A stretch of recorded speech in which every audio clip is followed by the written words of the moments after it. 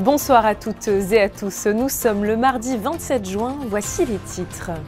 Des membres de l'Association européenne de libre-échange seront en déplacement à Monaco ces prochains jours.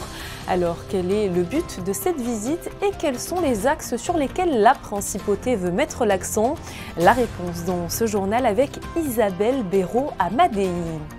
Vous découvrirez également dans quelques instants les contours du tout nouveau Forum de l'emploi. Il se tiendra le 15 septembre prochain à Monaco, mais ce rendez-vous inédit vient tout juste d'être présenté. La Russie a été marquée ce week-end par une tentative de rébellion de la part de la milice militaire Wagner. Alors que les troupes se sont rapidement retirées, quelles sont les conséquences sur le Kremlin de ce coup d'État avorté? Notre invité Jean-Claude Allard nous les dévoilera. Et pour finir, si vous êtes amoureux de musique, restez bien à nos côtés puisque nous aurons la chance de recevoir Cecilia Bartoli, la directrice de l'Opéra de Monte-Carlo. Elle va nous dévoiler sa programmation 2023-2024 avec, vous l'entendrez, d'incroyables surprises. Dans le cadre de ses déplacements réguliers dans les territoires liés historiquement à sa famille, le prince Albert II est actuellement en Italie, 2 jours durant lesquels le souverain découvre différents sites des régions du Piémont et de la Ligurie. Sur place, Christine Datomel et Lionel Bernardi. Arrivé en début de matinée ce lundi sur les terres piémontaises, c'est sous un beau ciel bleu accompagné de températures estivales que le prince Albert II a découvert la commune de Pianezza, un site lié historiquement à sa famille. Après avoir dévoilé le panneau signalétique d'appartenance au réseau des sites historiques Grimaldi de Monaco, à l'entrée de la ville, le souverain s'est rendu à la mairie pour y dévoiler une plaque commémorative en mémoire de sa visite et s'est ensuite vu remettre la citoyenneté d'honneur des mains du maire.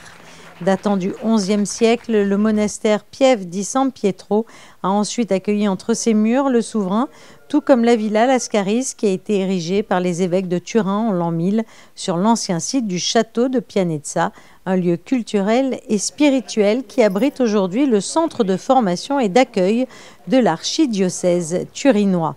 Un patrimoine cher à la population que le maire souhaitait faire découvrir au souverain lors de sa venue, la principauté de Monaco et Pianezza partageant une histoire commune. Sembra che nel 1658 il marchese di Pianezza si sia sposato con la figlia del principe ereditario. Da qui è nato questo legame e da qui è nata questa opportunità per il nostro comune, per la nostra Pianezza, di poter essere inseriti tra i siti storici di Grimaldi. Après Pianezza, c'est dans une autre ancienne possession de l'un de ses ancêtres que s'est rendu en début d'après-midi le prince Albert II accompagné de sa délégation. Située dans le Piémont, Livorno-Ferraris est une petite commune de la province de Verceil.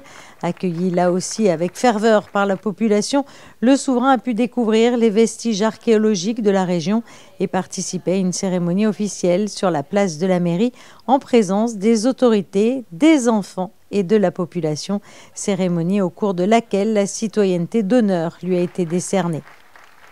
Quelques heures plus tard et à quelques kilomètres de là, c'est une autre distinction qui a été cette fois remise au prince souverain. C'est au sein du Palazzo Tursi à Gênes que le prestigieux prix Paganini lui a été décerné en tant qu'ambassadeur du célèbre concours de violon du même nom. Créé en 1954, il fait partie de l'un des plus prestigieux concours de musique classique au monde. È uno dei concorsi di violino più importanti al mondo. Quest'anno compie 70 anni, è stato istituito nel lontano 1953. Il principe Alberto ha ricevuto poco più di un anno fa la cittadinanza onoraria di Genova. E ci è sembrato bello anche nella considerazione della sensibilità che Sua Altezza ha sempre nutrito nei confronti dell'arte, della cultura e della musica in particolare, proporre che potesse aderire al premio Paganini, anche in considerazione degli storici legami che intercorrono tra la città di Genova et le Principato di Monaco. Et célèbre pour avoir appartenu au violoniste virtuose Niccolò Paganini. Le souverain a ainsi pu découvrir le premier violon de Garneri, une pièce âgée de près de 300 ans et à la valeur inestimable. Et après une journée riche en événements et avant de reprendre la route direction 2 autres sites piémontais en lien avec la famille Grimaldi, le prince Albert II, toujours accompagné de sa délégation, s'est rendu lundi dans la soirée au Palazzo della Borsa à Gênes pour assister à un dîner de gala donné en faveur de la fondation Prince Albert II. Je vous le disais en titre, il est question dans ce journal de la visite d'un groupe de l'Association européenne de libre-échange en Principauté. Une visite qui devait avoir lieu en mars dernier mais qui avait été reportée. Elle débutera donc bien demain et permettra de mettre l'accent sur les spécificités monégasques en matière de commerce. Pour nous en parler, nous retrouvons tout de suite Isabelle Béraud-Amadei, ministre des Relations extérieures et de la coopération. Bonsoir à vous. Bonsoir Julia. Merci beaucoup d'être présente sur Monaco Info pour nous parler de la visite de l'Association européenne de libre-échange. Qu'est-ce que vous attendez justement, précisément, de cette visite ? Bien, je crois que les spécificités de la principauté sont telles qu'il nous a semblé important que le groupe AELE du Conseil de l'Union européenne vienne les constater sur place. Donc nous les avions invités au mois de mars dernier, mais pour des raisons liées à des contraintes aériennes, ils n'ont pas pu se rendre en principauté. Et donc c'est tout naturellement que nous avons souhaité les accueillir à nouveau au mois de juin cette année, donc demain, pour qu'ils viennent voir les réalités de la principauté, réalités que nous souhaitons donc faire passer ensuite dans le cadre de l'accord d'association. Alors finalement, comment cette visite aussi intervient dans le processus de négociation entamé avec l'Union européenne qui est toujours en cours? Voilà, comment elle intervient dans ce sens? Alors elle intervient donc dans le cadre des négociations. Vous le savez, la Commission a formulé le souhait que ces négociations arrivent à terme à la fin de l'année. Nous apportons beaucoup d'importance à cette visite pour permettre aux représentants des 27 États membres de l'Union européenne, 27 diplomates qui composent donc ce groupe de travail du Conseil de l'Union européenne, ce groupe AELE, pour que ces diplomates, qu'on puisse avoir des échanges avec eux. Ils vont rencontrer les conseillers du gouvernement, ils vont rencontrer le ministre d'État, mais pas seulement.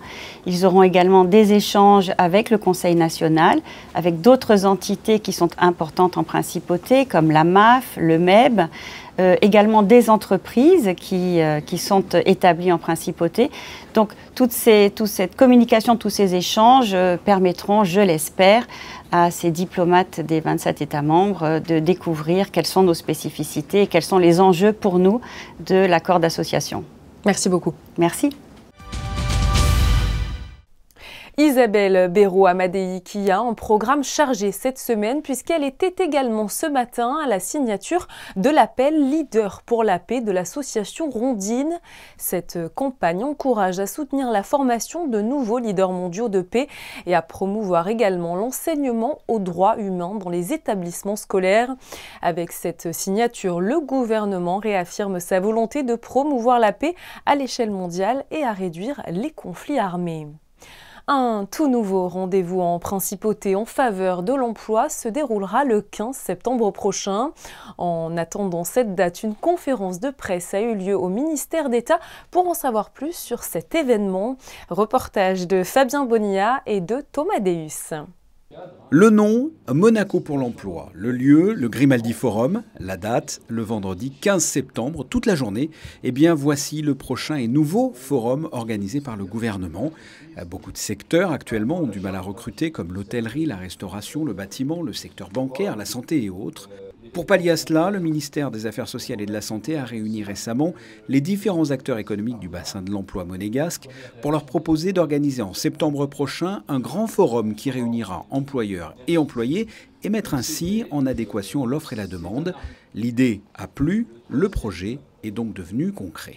L'objectif, il est très simple, c'est faire se rencontrer ceux qui offrent des emplois, c'est-à-dire les employeurs, et qui aujourd'hui n'arrivent pas à satisfaire leurs besoins, et des candidats à un emploi à Monaco, c'est-à-dire les futurs salariés qui n'ont pas toujours l'information sur les besoins et les attentes des employeurs monégasques, qui ne sont pas toujours rassurés à venir travailler à Monaco parce que certains fantasmes existent encore, et c'est l'occasion de les rassurer sur le fait que Monaco, même si elle a une législation qui est censée protéger un certain nombre de résidents et de travailleurs prioritaires, pour autant elle protège également tous les salariés qui ont des droits équivalents et qui, lorsqu'ils ont un contrat à Monaco, sont protégés comme dans n'importe quel état de droit. Ce premier forum pour l'emploi se déroulera donc le vendredi 15 septembre. Une campagne de communication va prochainement se mettre en place dans les Alpes-Maritimes, mais aussi du côté de l'Italie. Les futurs employeurs seront donc présents et l'entrée pour tous ceux qui recherchent un emploi sera libre et gratuite. Après ce premier Monaco pour l'emploi en septembre, la deuxième édition est déjà calée et se déroulera en mars 2024.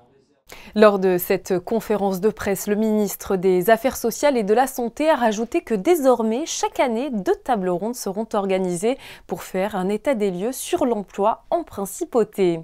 Et puisque nous parlons d'emploi et de recrutement, la mairie de Monaco recherche justement des assistantes maternelles.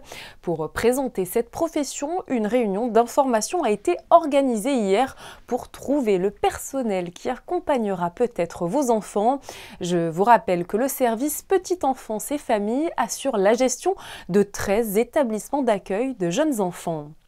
Tout autre chose à présent, ce week-end, le chef du groupe paramilitaire Wagner a tenté une offensive en Russie. Son but, renverser le commandement militaire avec lequel il est en conflit depuis plusieurs semaines.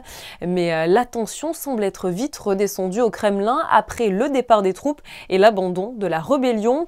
Pour en savoir plus sur les conséquences de cet épisode, nous recevons ce soir Jean-Claude Allard, chercheur associé à l'IRIS. Bonsoir. Bonsoir. Alors ça a été un petit peu l'incroyable actualité du week-end et cela a tenu, c'est vrai, en haleine tous les pays du monde. Racontez-nous ce qu'il s'est passé concrètement entre Vladimir Poutine et le groupement militaire Wagner. Le chef du groupe Wagner s'est énervé, si je puis dire, et a décidé de partir avec de l'armement très sérieux, quelques milliers d'hommes en direction de Moscou pour faire valoir ses revendications. Je crois qu'il voulait simplement défendre sa milice privée qui lui rapporte beaucoup d'argent. Parce qu'il est engagé sur des fronts comme l'Afrique, dont on sait qu'il extrait et qu'il en extrait des minéraux, des diamants, etc. pour se payer, premièrement. Et deuxièmement, un point très important, c'est que sa milice n'existe que parce qu'il a des hommes. Et en fait, il y avait une décision prise par le gouvernement russe qui consistait à, en fait, demander à tous les miliciens de signer un engagement dans l'armée et donc de façon voilée de mettre fin au système des milices en Russie. Vladimir Poutine s'est exprimé hier soir à propos de tout ça et c'est vrai que son allocution était très attendue, supposée contenir des annonces importantes. Finalement, vous allez me dire ce que vous en pensez, mais le discours du président russe est resté en demi-teinte sur le fond, malgré un ton toujours résolument offensif pour la forme. Voilà, comment vous avez analysé cette prise de parole ? Écoutez, cette prise de parole, il y a eu une première prise de parole le 24 juin vers les 11 heures, je crois, très courte, pour dire, je résumerai en disant, j'ai reçu, ou enfin la Russie a reçu un coup de poignard dans le dos, et puis aujourd'hui il s'est exprimé ce matin, et puis il s'est exprimé il y a pas longtemps, vous le soulignez, et là, en fait, ce qu'il fait, qu'est-ce qu'il fait? Il dit, tout va bien, merci aux militaires, merci à la population d'avoir tenu bon, d'avoir pas cédé à ces sirènes, et il remet, si vous voulez, de la verticalité du pouvoir. Il évacue ce problème parce que un problème dont on parle pas est un problème qui n'existe pas. Et comme on connaît Poutine, tout ceci va rester en mémoire et certainement, si vous voulez, les sanctions vont tomber, mais elles peuvent tomber dans 4-5 mois. Hein. ce ne sera pas oublié. Ça, c'est la méthode Poutine. Voilà, toute cette affaire porte un sérieux coup à l'image voilà, du maître du Kremlin. Vous venez de le souligner, révélant des failles dans l'appareil d'État. On est en pleine contre-offensive ukrainienne. Est-ce que finalement cela pourrait mettre un petit coup d'arrêt à cette guerre en Ukraine? Non, je crois pas, parce que regardez, il y a une espèce de volonté d'apaisement de la part de Poutine. Je rappelle aussi que Loukachenko, le Biélorusse, s'est exprimé aussi, et tous les deux disent merci à tout le monde d'avoir participé. C'est pas nous les héros. Loukachenko dit je suis pas un héros, tout va bien. Les affaires continuent, si vous permettez, et donc le problème important. Le problème important pour les Ukrainiens, c'est pas ça qui va changer leur capacité à gagner la guerre ou tout au moins avancer, c'est l'armement, les tactiques qu'ils vont mettre en œuvre pour renforcer ces lignes russes. Il y en a trois lignes, des fortifications, enfin on connaît tout ça, c'est très fort, c'est très difficile et ça va nécessiter des combats pendant plusieurs mois encore. Comment vous voyez justement un petit peu l'avenir de la Russie après cet épisode? Écoutez, on peut pas préjuger, mais comme je vous le dis, moi, on a vraiment l'impression. J'ai vu tout à l'heure les images de Poutine arrivant pour son discours. Il y a un immense tapis rouge, un escalier.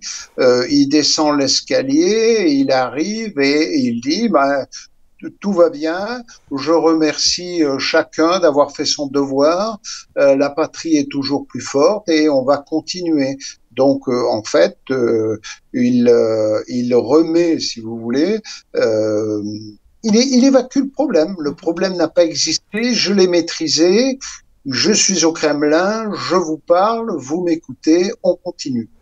Une rébellion, ce sera ma dernière question, mais qui a tout de même un petit peu effrayé les pays européens au vu de la situation qui était déjà présente. Est-ce que vous pensez que ça peut un petit peu redistribuer les cartes et reposer certains problèmes géopolitiques européens?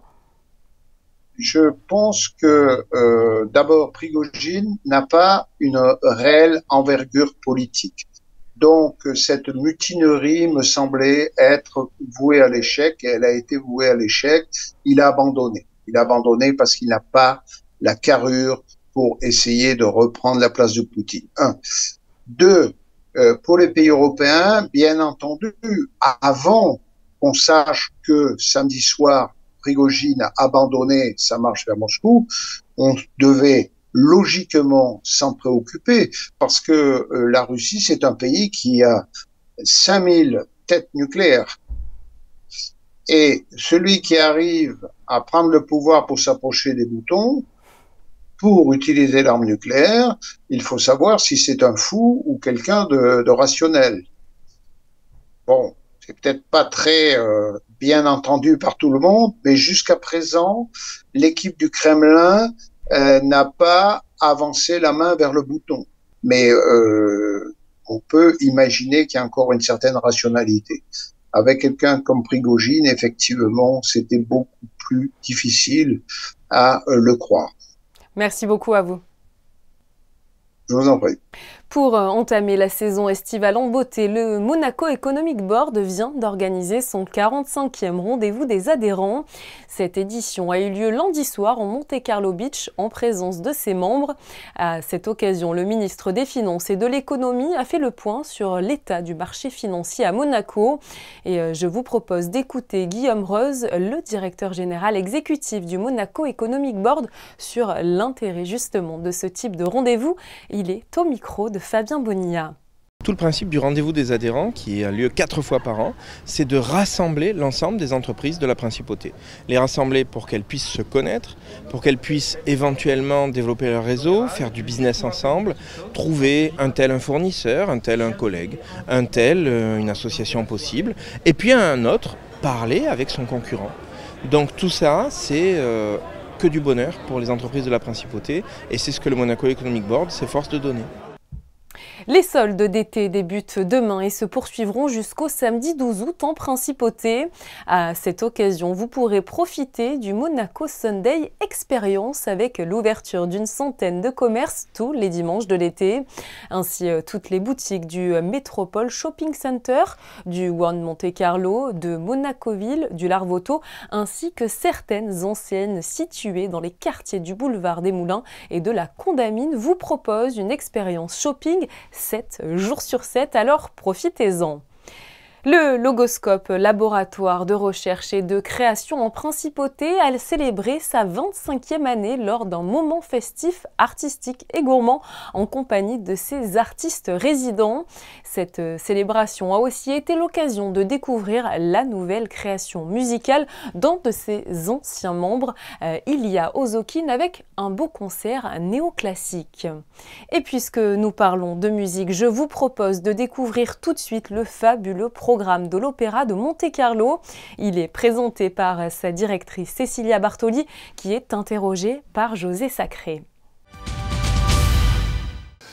Cecilia Bartoli, bonjour. Merci de nous accueillir chez vous, sur la scène de l'Opéra Garnier, où vous venez de dévoiler la programmation de votre première saison complète, 2023-2024. Ma réaction, c'est « Waouh !»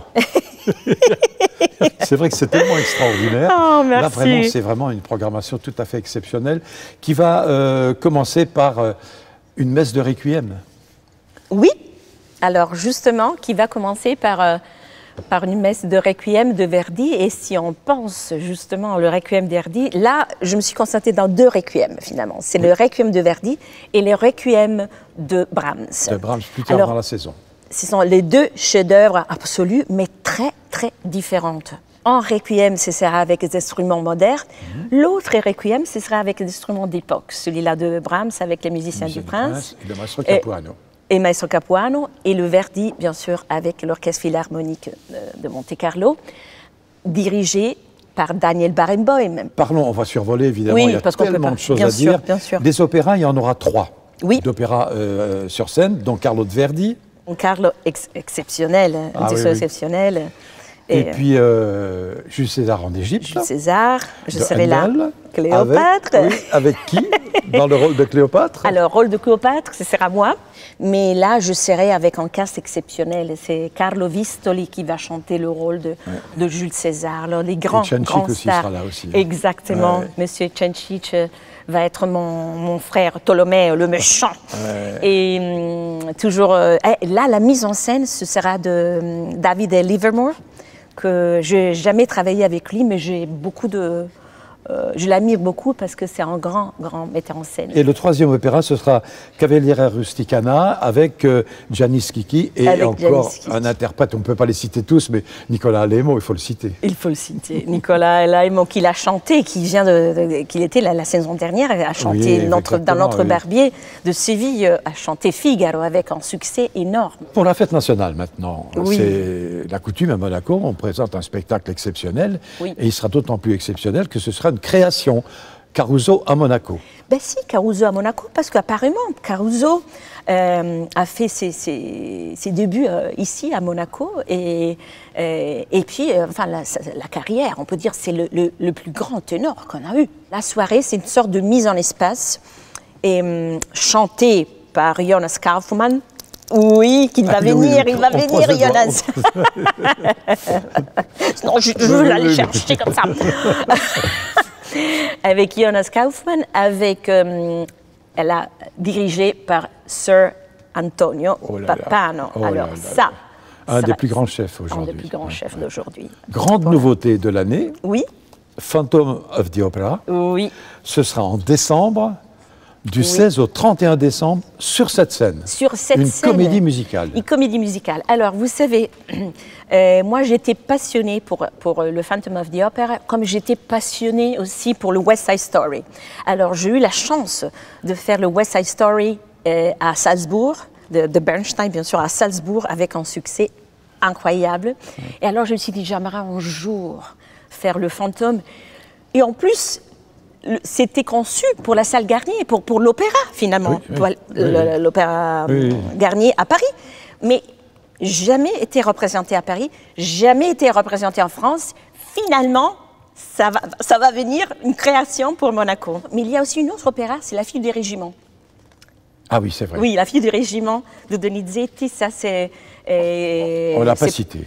Exactement, ce sera Jean-Louis Grinda qui va faire la mise en scène, avec le grand ténor qui a eu le grand succès aussi dans la Traviata l'année passée, c'est Javier Camarena. Et Regola Müllemann, le soprano qui n'a jamais chanté à l'opéra, elle va venir, elle va faire le début ici. Alors je me réjouis d'avoir tellement de grands artistes ici. Bah oui, un grand artiste aussi, un ami à vous, le 24 février, un concert lyrique avec Rolando Villazon. Rolandinho.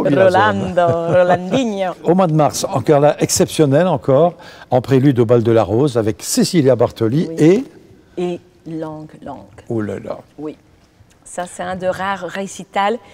Ce sera moi et Lang Lang. Et ce sera ici, dans cette scène-là. Magnifique. Alors, après ça, encore une création, un spectacle lyrique, Dale Masters Voice, avec Cecilia Bartoli, qui travaille beaucoup, décidément. C'est ma maison, il faut être là, il faut être là, comme directrice et comme chanteuse. Hein, Et John Malkovich, vous choisissez pas les plus mauvais, hein? Non, c'est pas le plus mauvais, et c'est au contraire, c'est un acteur, un artiste formidable. Et l'idée, c'est un petit peu de montrer ce monde baroque, mais aussi le grand travail entre le maître du chant, compositeur et les élèves. Et moi, j'aimerais aussi raconter un petit peu cette histoire à travers la musique et à travers l'art formidable de Malkovich. Magnifique. Voilà donc brièvement résumé votre saison, première saison complète à l'Opéra de Monte-Carlo. Cecilia Bartoli, merci et bravo. Merci, merci à vous tous. Après une journée plutôt mitigée et nuageuse, que nous réserve la météo de demain, Yannick de Bever? Bonsoir à toutes et à tous. Beaucoup de nuages demain dans le ciel monégasque et même une dégradation possible en fin de journée avec un risque orageux. Les températures, quant à elles, restent bien stables entre 21 et 26 degrés. Ce mercredi 28 juin, nous fêtons Saint-Irénée. Et puis, un petit point historique. C'était il y a 109 ans l'assassinat de François-Ferdinand d'Autriche et son épouse à Sarajevo. L'événement déclencheur de la Première Guerre mondiale qui durera plus de 4 ans avec un sinistre bilan de 9 millions de morts. Si vous êtes passé vers le Port Hercule, cela ne vous a pas échappé. La 17e édition du Jumping International de Monte-Carlo se prépare. La compétition aura en effet lieu du 29 juin au 1er juillet au pied du Palais Princier. Notre photographe Stéphane Dana est allé voir où en sont justement les installations à J-2 de l'événement. C'est la fin de ce journal. Merci de nous être fidèles chaque soir sur Monaco Info. Je vous souhaite de passer une bonne soirée et je vous dis surtout à demain.